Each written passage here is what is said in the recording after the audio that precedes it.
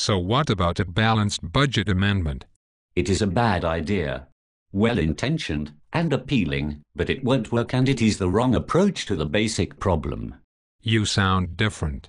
Extra Normal is now only offering one American male voice, so I decided to adopt a British accent so people could more easily tell us apart. Okay. So why is a balanced budget amendment a bad idea? Some such amendment might be a good idea, but the one currently being pushed by Senator Dean Mint and others is not well thought out. It is ass backwards from what is needed. So what are the flaws in that proposal? First, there is no effective enforcement mechanism. Congress could, and likely would, simply ignore it, and the courts would have neither the will nor the power to enforce it. Doesn't the amendment require consent of 2/3 of the whole number of each House of Congress for outlays to exceed receipts? Yes, but nothing prevents the presiding officer of each House from holding a session with only a handful of members present, while the rest are out of town, and adopting important legislation if no one present objects and calls for a quorum. They could approve it with a voice vote with only 3 members present. You've got to be shitting me. When has Congress done that? It does it all the time.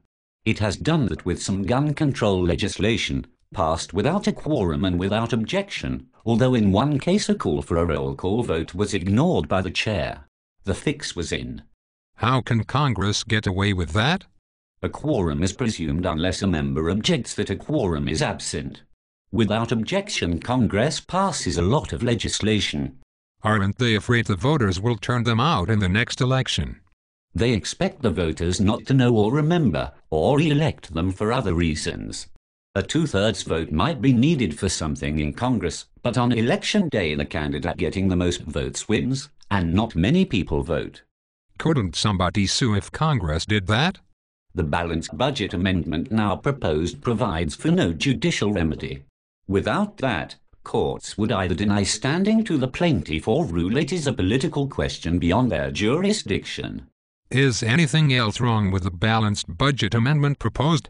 The second major flaw is that there is nothing to prevent the government from simply creating more fiat currency out of thin air and calling it receipts.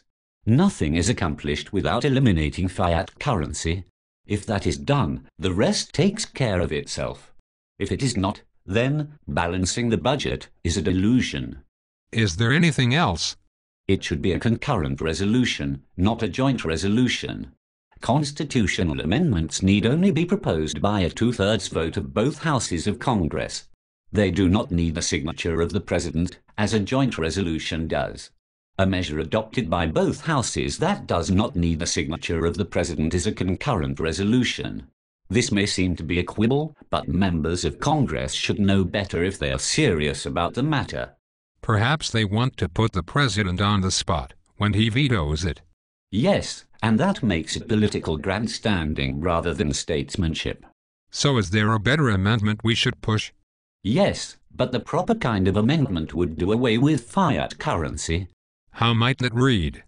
Congress shall have the power to define legal tender only on territory for which it has exclusive jurisdiction, and state legislatures only on exclusively state territory.